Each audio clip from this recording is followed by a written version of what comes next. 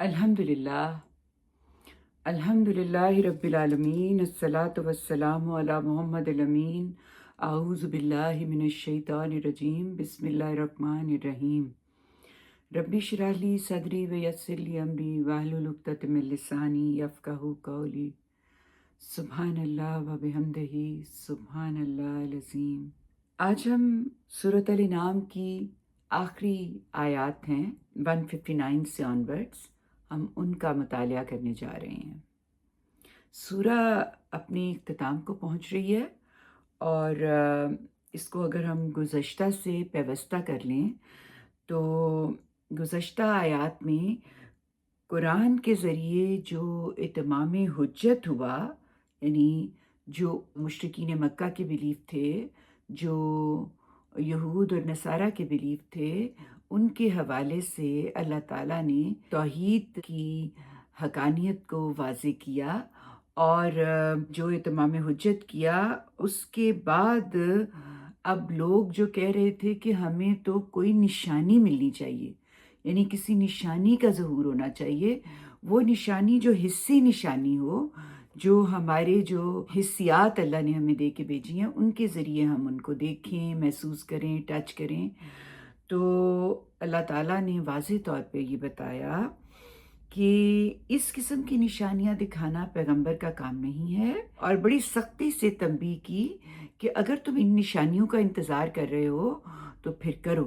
इंतज़ार करो, तुम भी इंतज़ार करो, हम भी इंतज़ार करते हैं कि तुम अपनी जो तकब्बुर इस्तकबार है उसकी बिना पर अब इस से एराज़ कर रहे हो, इस बिना पर नहीं कर रहे कि तुम्हें समझ नहीं आई। तुम पे इत्माम हुज्जत हो चुकी है, तुम्हें बात की बिल्कुल अच्छी तरह समझ आ चुकी है, लेकिन फिर भी तुम एराज़ कर रहे हो, एतराज़ात कर रहे हो, तो फिर तुम भी इंतज़ार करो और हम भी इंतज़ार करते हैं। यानी वो नबी पाक सल्लल्लाहु अलैहि वसल्लम के साथ वो तमाम मोमिनीन जो ईमान ले आए थे, ये उनकी दिल की कैफ़ियत भी है और नबी पाक के ज़रिए अल्लाह ताला ने ये बयान कर दिया। तो अब जो अगली आयत हैं उसमें अल्लाह ताला ने नबी पाक की तरफ से ये ऐलान किया कि खुदा ने मुझे मिल्लत इब्राहीम की हिदायत बख्शी है। क्यों ये ऐलान करवाया? क्योंकि वो कहते थे कि हम मिल्लत इब्राहीमी पे हैं। तो बताया कि मिल्लत इब्राहीमी की हिदायत अल्लाह ताला ने मुझे बख्शी है और मैं उस पे चल खड़ा हुआ हूँ। जिसका जी चाहता है इसको मानने को, वो इसको मान ले, और जो नहीं मानना चाहता, ये उसका अपना फैसला है और इसके बाद उसने सिर्फ और सिर्फ भटकना है। तो ये अब जो सूरा का इख्तिताम हो रहा है, ये इस तरह से हक़ को बिल्कुल वाज़ेह कर देने के बाद, यानी हमने शुरू में पढ़ा था कि ये जो सूरा है, ये तौहीद और आखिरत के हवाले से मुतनब्बे कर रही है और इसके लिए अनफुस व आफ़ाक से और इंसान के अपने अंदर से वजूद से गवाहियाँ दे के उसको बताया गया कि तुम जो मानने से इनकार कर रहे हो, इन निशानियों को अच्छी तरह देख लो, गौर कर लो और इनको देख के जब मानोगे, यानी जो अक्ल सलीम तुम्हें अल्लाह ने दे के भेजी है, उसके ज़रिए तुम मानोगे तो आखिरत में तुम्हारे लिए इनाम और तुम्हारे लिए कामयाबी का दरवाज़ा खुलेगा। वरना आखिरत में जो अल्लाह ताला ने जो वादे किए हैं उनको देख के मानोगे तो उससे तुम्हें कोई फ़ायदा होने वाला नहीं है। तो ये सारी बातें थी जो कि अभी तक हमने देखी, पढ़ी और जो मुशरिकीन मक्का थे उनकी डिमांड्स हमने देखी। अब हम आगे आयत 159 से शुरू करते हैं, जिसमें कि अल्लाह ताला पैगंबर के ज़रिए ये कहलवा रहे हैं कि ये दीन इब्राहीमी था, यानी जो पीछे बयान किया गया है वो दीन इब्राहीमी था और तुम जो कर रहे हो वो असल में मुगालते हैं जिसका तुम शिकार हो। शुरू करते हैं, बिस्मिल्लाहिर्रहमानिर्रहीम। ये ब्रैकेट्स में जावेद साहब ने ये जो बात लिखी है, इस बात को जो आयत है, पिछली आयत, वो अगली आयत से जोड़ती है। तो ये जोड़ने वाली जो आयत है, ये आयत नंबर 158 तक जो हमने पढ़ा اس کو 159 کے ساتھ کنیکٹ کر رہی ہے۔ تو فرمایا کہ خدا کی بتائی ہوئی سیدھی راہ کو چھوڑ کر اے پیغمبر، جن لوگوں نے اپنے دین میں راہیں نکالی اور فرقوں میں بٹ گئے، ان سے تمہارا کچھ واسطہ نہیں۔ یعنی یہ اعلان برات ہونے جا رہا ہے۔ جو نہیں مان رہے حق کو جاننے کے بعد بھی، ان کے بارے میں اللہ تعالیٰ یہ کہہ رہے ہیں کہ ان کو پھر بتا دو کہ ان سے تمہارا کوئی واسطہ نہیں ہے۔ نیچے جاوید صاحب نے فٹ نوٹ میں اس کو لکھا ہے، مطلب یہ ہے کہ خدا کی سیدھی راہ تو یہی ملت ابراہیم ہے، جسے قرآن نے ایک مرتبہ پھر واضح کر دیا ہے۔ اس کے پیرو ایک ہی جماعت تھے۔ یہود، نصارہ اور عرب کے مشرکین اگر اس میں پگڈنڈیاں نکال کر گروہ گروہ بن گئے ہیں تو ان کو اب ان کے حال پر چھوڑو اور پوری مضبوطی کے ساتھ اس راہ پر قائم رہو۔ تم نے فرض ادا کر دیا، یہ نہیں مانتے تو تمہیں اس سے کوئی سروکار نہیں ہونا چاہیے۔ تو یہی فرمایا کہ خدا کی بتائی ہوئی سیدھی راہ کو چھوڑ کر اے پیغمبر، جن لوگوں نے اپنے دین میں راہیں نکالی اور فرقوں میں بٹ گئے ہیں، ان سے تمہارا کچھ واسطہ نہیں۔ ان کا معاملہ بس اللہ کے حوالے ہے، پھر وہی انہیں بتائے گا جو کچھ وہ کرتے رہے ہیں۔ اس کا وعدہ ہے کہ اس کے حضور، یعنی یہ بھی بریکٹ میں جاوید صاحب نے بتایا ہے، یہ بھی پچھلی بات کو اگلی بات سے کنیکٹ کر رہا ہے، یعنی اس کا وعدہ ہے کہ اس کے حضور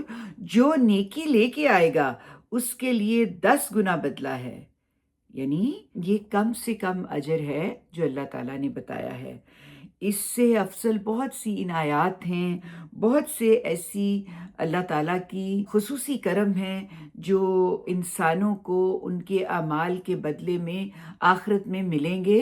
ان کا یہاں پہ ذکر نہیں، مختلف اور قرآن کے مقامات ہیں جس میں بتایا گیا ہے۔ یہاں پر سادی یہ بات کی گئی ہے کہ جو برائی لے کے آئے گا تو برائی کا بدلہ اس کو اتنا ہی ملے گا، جبکہ کہا کہ اچھائی وہ لے کے آئے گا، یعنی جو نیکی لے کے آئے گا اس کا بدلہ اللہ بڑھا کے دیں گے۔ اللہ رحمان ہیں، رحیم ہیں، انہوں نے اپنا تعارف ہی اسی طرح سے کرایا ہے کہ انہوں نے اپنے اوپر رحمت لازم کی ہوئی ہے۔ تو جب ایک رحمان اور رحیم کے اوپر ایمان لے کے آتے ہو تو پھر اس کے لیے جو کام کرتے ہو وہ 10 گنا بڑھا کے ایک اصول بنا دیا اللہ نے کہ میں اس کو انعام دوں گا۔ لیکن اسی کی رحمت کا یہ تقاضا تھا کہ اس نے جس بندے سے گناہ ہے، غلطی ہے اور جو برائی کر رہا ہے، تو کہا کہ اس کو میں اتنا ہی دوں گا جتنے کہ وہ برائی کرے گا۔ یعنی یہاں بھی اللہ تعالیٰ کی رحمت جو ہے بے پایاں، اس کے جوش کو ہم سمجھ سکتے ہیں کہ خدا انسانوں کے ساتھ معاملہ کیسے کر رہا ہے۔ تو فرمایا جو نیکی لے کے آئے گا اس کے لیے 10 گنا بدلہ ہے، اور جو برائی لے کے آئے گا اس کو اتنا ہی بدلہ ملے گا جتنی اس کی برائی،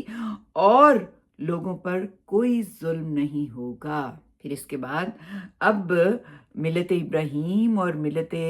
اسلام کی جو اصل روح اور کامیابی ہے اس کی طرف متوجہ کیا، اور یہاں پیغمبر کی زبان سے فیصلہ کن بات کر دی۔ جو پچھلی آیت ہے جو بڑی اہم، مجھے ہمیشہ ہی اللہ کی رحمت کی وجہ سے مجھے لگتا ہے کہ میں اس کو بار بار پڑھوں، اس کو بار بار دیکھوں کہ میرے سے غلطی ہوگی تو اللہ مجھے صرف میری غلطی کی ہی سزا بنتی ہے، لیکن اگر میں نے اچھائی کی، نیکی کی، تو وہ 10 گنا زیادہ دے گا۔ وہ بادشاہوں کا بادشاہ ہے، بادشاہ بھی خوش ہوتے ہیں تو انعام و اکرام دیتے ہیں، لیکن اللہ تو بادشاہوں کا بادشاہ ہے، تو وہ جو انعام و اکرام دیتا ہے اس کے ہاں جو نیکی کے بدلے ہیں وہ ہمارے لیے انفیدمیبل ہیں، وہ کمال ہی ہوں گے۔ اور یہ بھی یاد رہے کہ یہ جو کہا ہے نا کہ برائی کا بدلہ صرف ایک ہی برائی ہوگی، تو اس کا مطلب یہ ہے کہ وہ انتقام نہیں لینے والا معاملہ ان کے ہاں، اللہ کے ہاں انتقام لینے والا معاملہ نہیں ہے کہ اب اس نے برائی کی ہے تو اس کو عقل سکھائی جائے، اس کو ذرا بدلہ دیا جائے، نہیں، یہ تو اس کو ہوش دلانے کے لیے اگر کچھ معاملہ اس کے ساتھ کرنا ہے تو بہت ہی اس طرح سے کرنا ہے کہ اس کے اندر سے خیر نکل سکے۔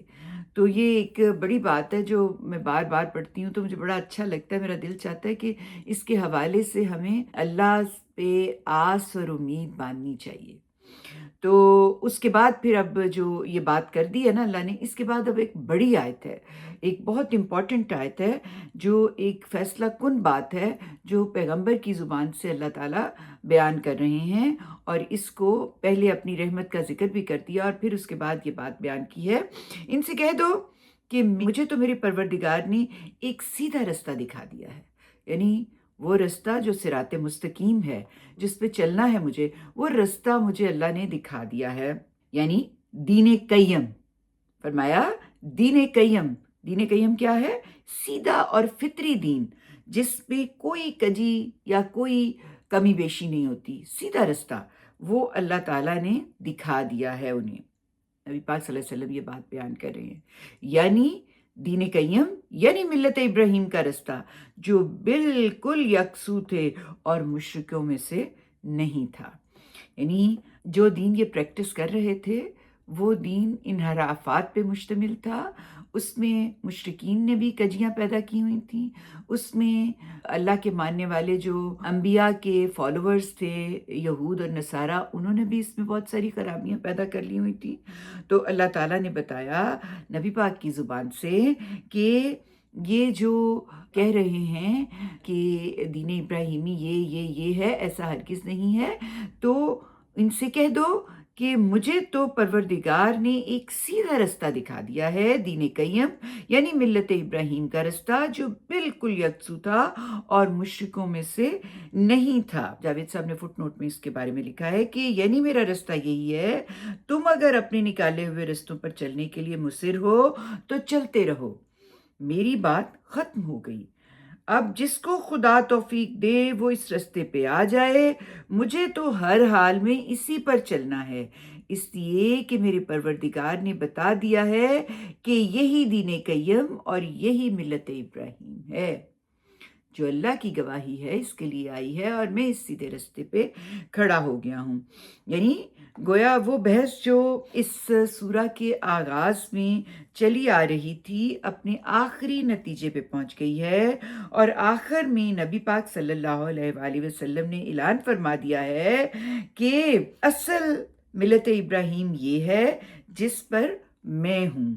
اور جس نے اس کی پیروی کرنی ہے وہ مجھے فالو کرے گا، اور جس نے نہیں کرنی پھر وہ اپنی گمراہی کا خود ذمہ دار ہوگا۔ تو فرمایا اس کے بعد ایک بہت ہی ایسی خوبصورت آیت ہمارے سامنے آتی ہے جو ہم روز نماز میں پڑھتے ہیں اور جو ہمارے دل کے بہت قریب ہے، جس سے ہم اللہ تعالیٰ سے کنیکٹ کرتے ہیں۔ میں کبھی کبھی یہ آیت پڑھتی ہوں تو مجھے ایسے لگتا ہے کہ جیسے ہم عام زندگی میں ہم کسی سے رابطہ کرنے کے لیے کوئی کسی قسم کا کنیکشن ڈھونڈتے ہیں، تو بالکل ایسے ہی جب ہم نماز میں کھڑے ہوتے ہیں تو ہم یہ آیت پڑھتے ہیں تو ہم اللہ کے ساتھ کنیکٹ کرتے ہیں نماز کے تھرو۔ تو یہ وہ آیت ہے۔ تو فرمایا کہہ دو کہ میری نماز اور میری قربانی، میرا جینا، میرا مرنا سب اللہ پروردگار عالم کے لیے ہے۔ یہاں پر بڑی ایک خوبصورت تقابل ہے جو پیش کیا گیا ہے، یعنی میری نماز کو کہا میرا جینا، میری قربانی، میرا مرنا، یہ آپس میں تقابل کے طور پہ جو پہلا جملہ ہے وہ کہا میری نماز میری قربانی، دوسرا ہے میرا جینا میرا مرنا۔ اس کو دیکھیں آپس میں جوڑ کے کہ میری نماز میرا جینا، میں دن رات اس میں مشغول ہوں، میں اپنے رب سے کنیکٹ کرتا ہوں، میں اللہ کے حضور حاضر ہوتا ہوں، تو یہ میرا جینا میری نماز، میری قربانی میرا مرنا، میں جو اللہ کے لیے سب قربان کر رہا ہوں، جو ٹاپ ہے عبادت کا، اس تک پہنچنے کی جو میری کوشش ہے اس دنیا میں،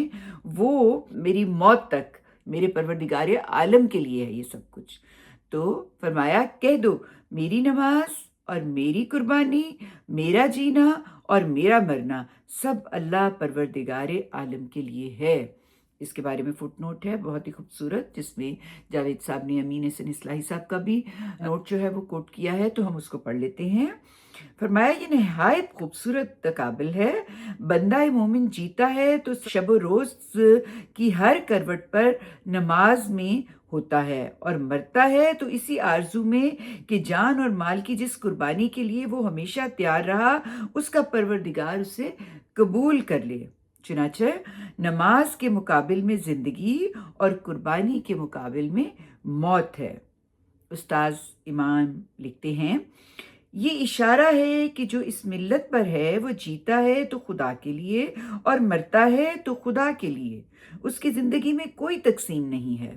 یہ از ابتدا تا انتہا بالکل ہم رنگ اور ہم آہنگ ہے، خدا کا کوئی ساجی نہیں، لا شریک لہو۔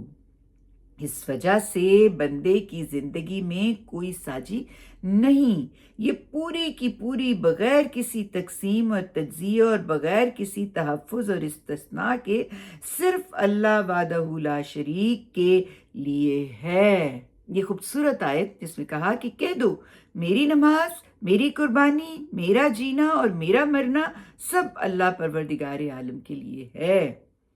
اس کا کوئی شریک نہیں، مجھے اسی کا حکم ملا ہے،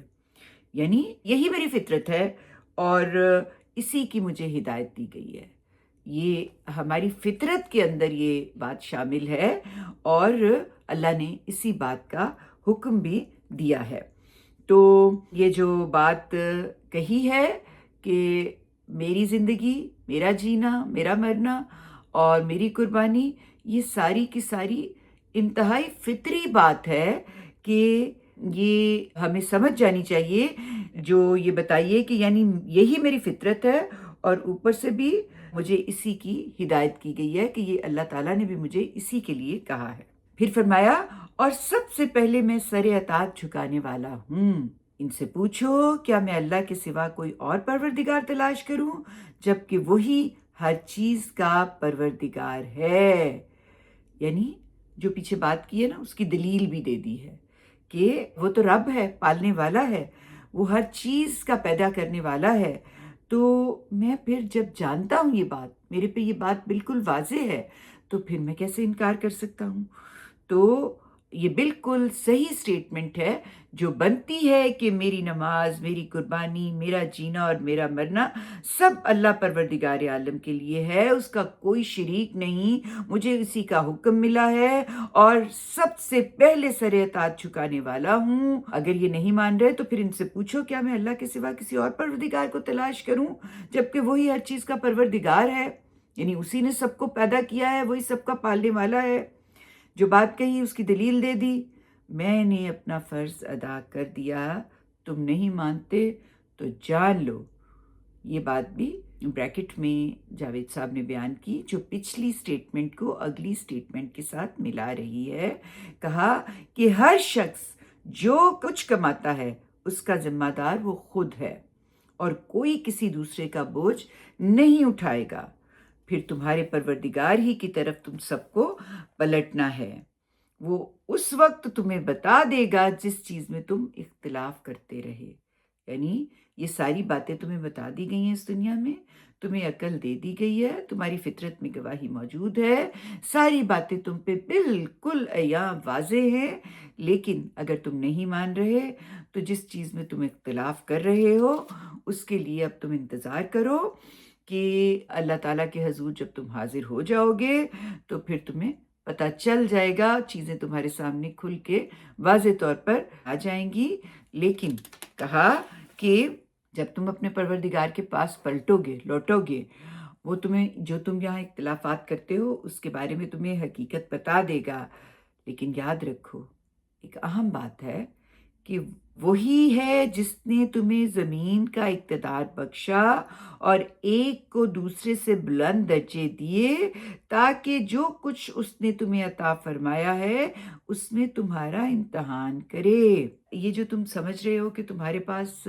مال و متاع ہے، دنیا میں بادشاہی تمہیں ملی ہوئی ہے، دولت ہے، انواع و اقسام کی اللہ تعالیٰ کی طرف سے رحمتیں ہیں، برکتیں ہیں جو ملی ہوئی ہیں، تو تم اس کی وجہ سے یہ سمجھ رہے ہو کہ تمہیں جو دنیا کی بادشاہی ملی ہے یہ تمہاری اپنے کسی استحقاق کی وجہ سے ہے، یا جو تمہیں اللہ نے دیا اس کے دینے میں تمہارا بھی کوئی حصہ ہے، کوئی ہے جو کام تم بھی کر رہے ہو۔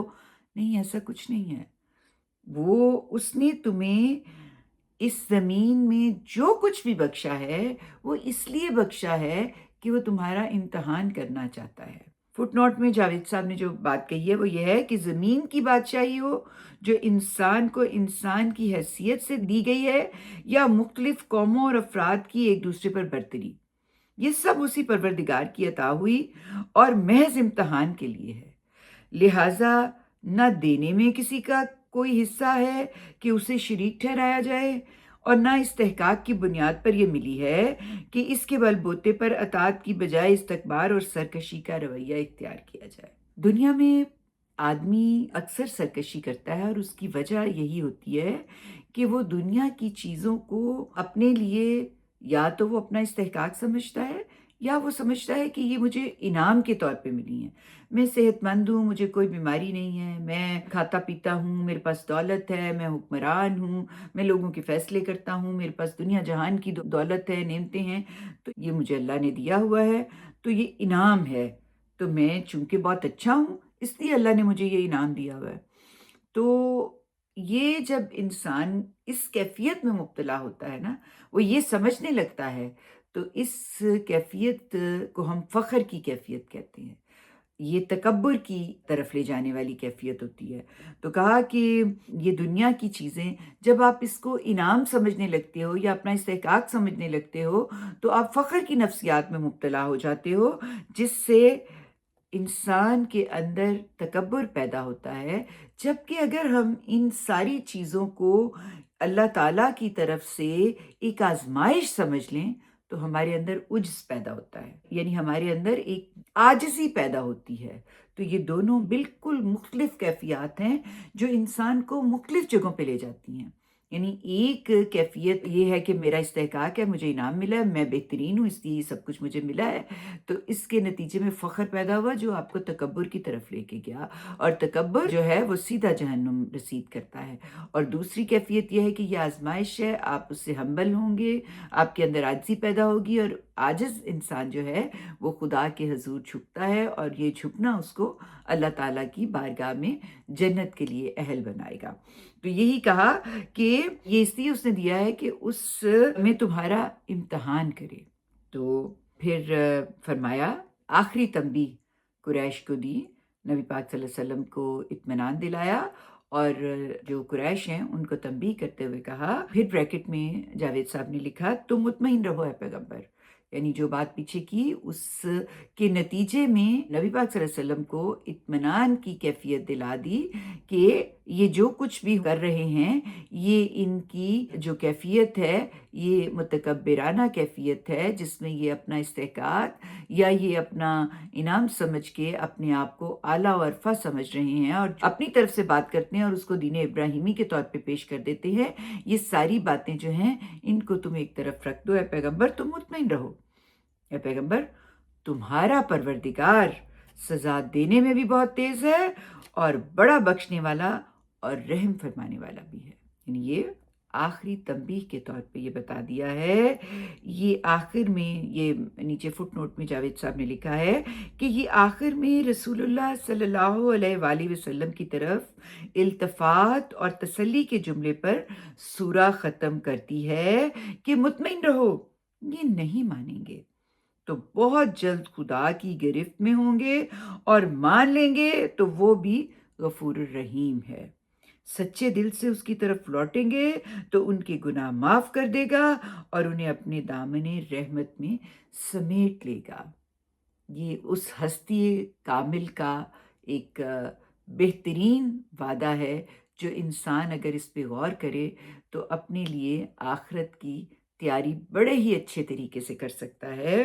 کہ اگر غلطی سمجھ نہیں آئی، لوٹیں اللہ کی طرف، اس سے رابطہ کریں، اور جو راہ دکھائی ہے، جو راہ بتائی ہے اس کے رسول نے، اس راہ پہ چلنا شروع کریں، تو پھر اللہ تعالیٰ بھی ہاتھ پکڑتا ہے، تھام لیتا ہے، اور بہترین آپ کو انعام دیتا ہے جو کہ آخرت کی کامیابی آخرت کی فوز و فلاح ہوگی۔ تو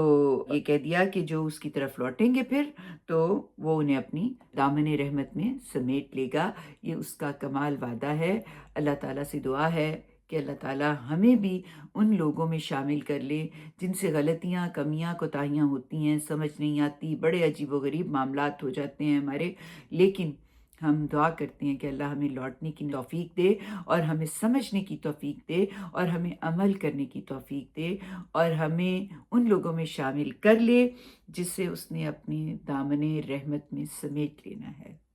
باخر دعوانا ان الحمدللہ رب العالمین۔ جی تو اب ہم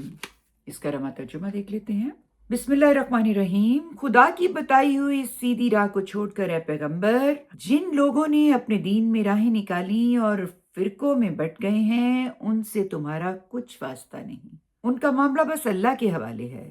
پھر وہی انہیں بتائے گا جو کچھ وہ کرتے رہے ہیں۔ اس کا وعدہ ہے کہ اس کے حضور جو نیکی لے کے آئے گا اس کے لیے 10 گنا بدلہ ہے، اور جو برائی لے کے آئے گا اس کو اتنا ہی بدلہ ملے گا جتنی اس کی برائی ہے، اور لوگوں پر کوئی ظلم نہ ہوگا۔ ان سے کہہ دو کہ مجھے تو میرے پروردگار نے ایک سیدھا رستہ دکھایا ہے، دین قیم یعنی ملت ابراہیم کا رستہ جو بالکل یکسو تھا اور مشرکوں میں سے نہیں تھا۔ کہہ دو کہ میری نماز اور میری قربانی، میرا جینا اور میرا مرنا سب اللہ پروردگار عالم کے لیے ہے، اس کا کوئی شریک نہیں، مجھے اسی کا حکم ملا ہے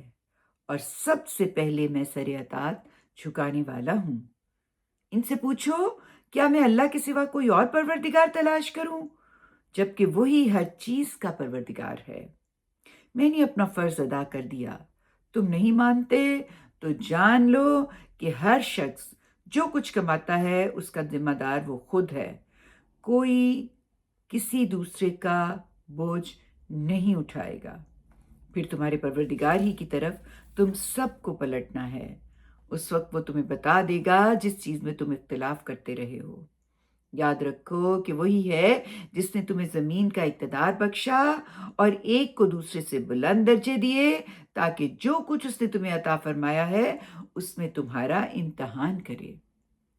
تم مطمئن رہو اے پیغمبر، تمہارا پروردگار سزا دینے میں بھی بہت تیز ہے اور بڑا بخشنے والا اور رحم فرمانے والا بھی ہے۔ آخر دعوانا ان الحمدللہ رب العالمین۔